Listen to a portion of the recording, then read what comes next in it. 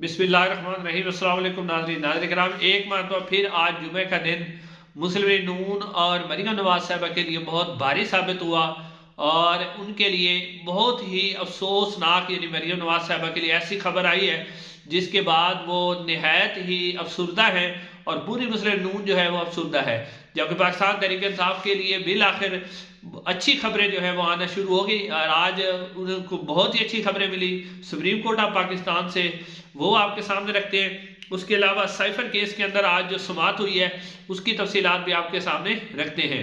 नाजरीन, आज supreme court of Pakistan के अंदर दो बेंचेस में समाअत हुई।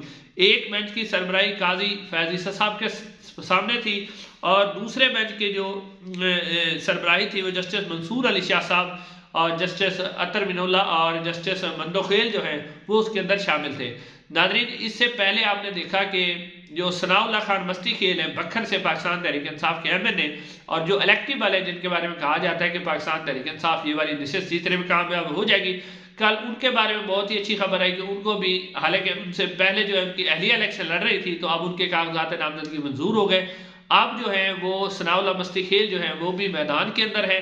उसके अलावा आज नाज़रीन सुप्रीम कोर्ट ऑफ पाकिस्तान में सबसे पहले जो काजी फैज ईसा साहब जिस बेंच की समाअत कर रहे थे वहां से तो पाकिस्तान तहरीक इंसाफ को रिलीफ नहीं मिला क्योंकि वहां से काजी फैज ईसा साहब समाअत कर रहे थे। उस बेंच के अंदर आरिफ अब्बासी साहब पाकिस्तान तहरीक इंसाफ के सूबाई असम्बली के उम्मीदवार थे PP19 में से। उन्होंने, उनके कागजात नामजदगी मुस्तरद हुए थे, पहले रिटर्निंग अफसर ने, फिर ट्रिब्यूनल में गई, फिर हाई कोर्ट ने भी मुस्तरद कर दिए। उसके बाद आज काजी फैज ईसा साहब ने भी उनके कागजात नामजदगी जो है उसी तरह मुस्तरद रखे।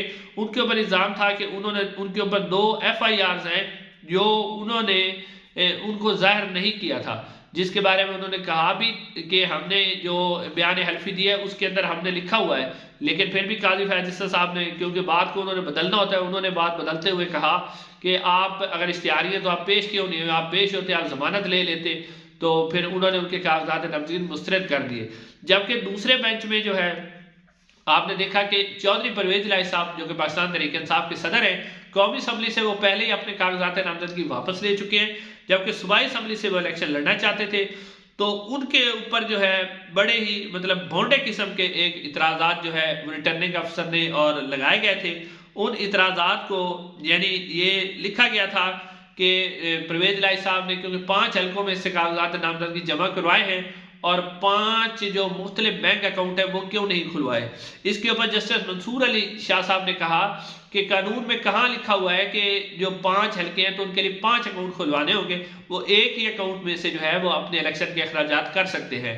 तो इसके बाद जो है चौधरी परवेज इलाही साहब के जो, उनके ऊपर एक और इल्ज़ाम भी था कि इन्होंने एक 10 मरले का प्लाट जो है वो लिया और छुपाया हुआ है। तो उसके ऊपर चौधरी परवेज इलाही साहब के वकील ने कहा कि मेरे मक्कल के पास ना इस तरह का कोई प्लाट है ना उन्होंने छुपाया है।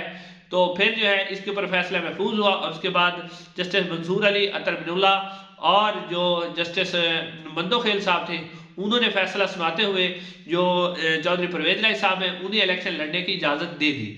नादरीन, इसके ऊपर जो है एक बड़े अहम रिमार्क्स दिए जस्टिस अतर मिनुल्ला साहब ने। जस्टिस अतर मिनुल्ला साहब ने कहा कि इलेक्शन कमीशन ऑफ पाकिस्तान एक तासुर दे रहा है कि वो सिर्फ एक ही पार्टी के कागजात नामजदगी मुस्तरद कर रहा है। ऐसा नहीं होना चाहिए, बल्कि जो है वो लेवल प्लेइंग फील्ड सबको मिलनी चाहिए। एक ही पार्टी के कागजात क्यों मुस्तरद किए जा रहे हैं और उन्हीं के मेंबरान को क्यों घसीटा जा रहा है। तो इसके ऊपर उन्होंने कहा कि चौधरी परवेज इलाही साहब का नाम जो है वो जो बैलेट पेपर है उसके अंदर डाला जाए और इनके जो इंतखाबात है वो भी 8 फरवरी को ही करवाए जाए, यानी इलेक्शन, इसके ऊपर इलेक्शन डिले ना किया जाए। उसके बाद नाजरीन जो अगला अहम केस था वो था नाजरीन सनम जवेद खान। नाजरीन, सनम जवेद खान ने लाहौर से N119 और N120 और PP 150 में से भी कागजात नामजदगी जमा करवाए हुए थे, जबकि उनके कागजात नामजदगी मुस्तरद कर दिए गए थे। अब नाज़रीन, उनके ऊपर भी एक भोंडा सा इल्ज़ाम था, यानी एक भोंडा इतराज़ लगाकर मुस्तरद किए गए। और अफसोस की बात यह कि रिटर्निंग अफसर तो चलो एक सरकारी मुलाजिम था, उस बेचारे को तो हुक्म दिया गया था, वो तो मुस्तरद कर सकता था, लेकिन हाई कोर्ट में से कागजात का मुस्तरद होना बड़ी हैरान कुन बात है कि हाई कोर्ट ने क्यों ये नुकता नहीं देखा जो सुप्रीम कोर्ट ऑफ पाकिस्तान ने देख लिया। और नाज़रीन, उस वक्त जब सनम जवेद के कागजात हाई कोर्ट में थे तो मुस्लिम नून की तरफ से 50 वकला पेश हुए थे कि सनम जवेद के कागजात हर सूरत में मुस्तरद करवाने हैं। 50 वकला, सिर्फ एक सोशल मीडिया की जो लड़की है जिसको कोई इतना जानता नहीं है, सिर्फ सोशल मीडिया पे आती है, उसका भी इतना खौफ कि 50 से ज़्यादा लोग जो है वो कागजात नामजदगी मुस्तरद करवाने के लिए हाई कोर्ट पे आए हुए थे। तो नाज़रीन, अब इतराज़ ये लगाया गया था कि इन्होंने जनाब जो अकाउंट खोला है इलेक्शन के अखराजात के लिए, वो जॉइंट अकाउंट है, यानी अकाउंट इन्होंने जो बैंक का खोला है वो इनका ज़ाती अकाउंट नहीं है, बल्कि इनके वालिद और इन्होंने मिलकर ये अकाउंट खोला है। तो अब इसके ऊपर सनम जवेद खान के वकील ने कहा कि सनम जवेद खान पिछले तकरीबन 9 से 10 माह से जो है वो जेल के अंदर हैं, और ऐसा कैसे मुमकिन हो सकता था, क्योंकि वो जेल के अंदर थी तो वो कैसे अकाउंट एक खुलवा सकती थी, और अकाउंट खुलवाने के बाद जो है वो अपना ज़ाती अकाउंट ज़ाहिर करती, तो उनके लिए बहुत मुश्किल था। तो इसके ऊपर जो है वो अदालत की तरफ से रिमार्क्स आए कि कानून में कहाँ लिखा हुआ है कि आप जनाब जो है वो एक जॉइंट अकाउंट में से इलेक्शन का खर्चा नहीं कर सकते। इलेक्शन कमीशन ऑफ पाकिस्तान सिर्फ ये देख सकता है कि इलेक्शन के अखराजात क्या ज़्यादा हुए या कम हुए। तो नाज़रीन, उसके बाद अदालत ने ये इसके समाअत के दरमियान थोड़ा सा वक्फा भी हुआ था, और फिर उसके बाद अदालत ने सनम जवेद खान को जो है NA 119, NA 120 और PP 150 में से इलेक्शन लड़ने की इजाज़त दे दी, और लाहौर हाई कोर्ट का जो फैसला था उसे कलअदम करार दिया, और इलेक्शन कमीशन ऑफ पाकिस्तान को हुक्म दिया कि 8 फरवरी को जो इलेक्शन हो रहे हैं इस हल्के के अंदर भी 8 फरवरी को ही इलेक्शन करवाए जाएं, और सनम जवेद खान का नाम जो है बैलेट पेपर के अंदर शामिल हो, उनको इंतखाबी निशान भी अलॉट किया जाए। नाज़रीन, ये बहुत बड़ा फैसला है, क्योंकि जो सनम जवेद खान थी, हालांकि वो इतनी ना कोई मशहूर थी, ना उनका कोई इतना बड़ा नाम था, ना वो कभी इलेक्शन लड़ी थी, ना उनके पास इलेक्शन लड़ने का तजर्बा था। सिर्फ और सिर्फ उनको जब पकड़ा गया, उनको जेल में रखा गया, तो उनको एक लीडर बनाने में उन लोगों का किरदार है जिन्होंने पकड़ा गया। और ख़ासतौर पर सनम जवेद खान साहब के बारे में कहा जा रहा है कि मरियम नवाज साहिबा की ख्वाहिश पर जो है उन्हें गिरफ्तार रखा गया, तो अब उनके कागजात नामजदगी जो है मंजूर हो गए। अब वो मरियम नवाज साहिबा के मुकाबले में लाहौर से मुकाबला करेंगी। बड़ा दिलचस्प मुकाबला होगा।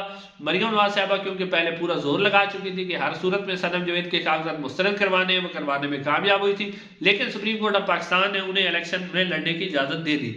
नाज़रीन, उसके अलावा जो शौकत बसरा साहब हैं जो कि बहावलनगर से इलेक्शन लड़ रहे हैं, उनके भी कागजात नामजदगी मुस्तरद हो गए थे। आज सुप्रीम कोर्ट ऑफ पाकिस्तान के इसी बेंच ने, जो जस्टिस मुनीब जो अख्तर का बेंच था, उन्होंने ही शौकत बसरा को भी बहावलनगर से इलेक्शन लड़ने की इजाज़त दे दी है। अब वो भी इलेक्शन लड़ेंगे। अब नाज़रीन, आखिर में साइफर के मामले पर भी अडियाला जेल में आज भी समाअत हुई, और जो यानी इमरान खान साहब के वकील थे वो आज भी अदालत में सीनियर वकील पेश नहीं हुए, जूनियर वकील पेश हुए, जबकि जो हुकूमती वकील है उन्होंने कल भी कहा था जज साहब से कि इनका हक दिफा ख़त्म कर दिया जाए, और जो गवाहान है वो जो है कोई दूर से आया हुआ है, कोई सरकारी मुलाजिम है, कोई की छुट्टी लेके आया हुआ है, तो इनके ऊपर अगर वो जरा नहीं करने चाहते जो इमरान खान साहब के वकील हैं, तो जनाब इनका हक दिफा ख़त्म कर दिया जाए।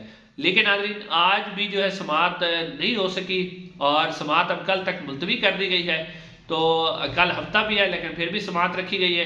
तो इसके ऊपर अब मजीद जो 6 गवाहान हैं वो कल मजीद पेश किए जाएंगे, और कोशिश ये की जा रही है कि 8 फरवरी से पहले जो है हर सूरत में इमरान खान साहब को सजा दे दी जाए। जो लग रहा है कि इतनी तेज़ी से हफ्ते वाले दिन भी जब छुट्टी होती है, अदालतें बंद होती है, लेकिन फिर भी जो है साइफर केस के ऊपर समाअत कल होगी और 6 मजीद गवाहान पेश किए जाएंगे। नाज़रीन, इंशाअल्लाह अगली वीडियो में आपसे मुलाकात होगी। अस्सलाम वालेकुम रहमतुल्लाह।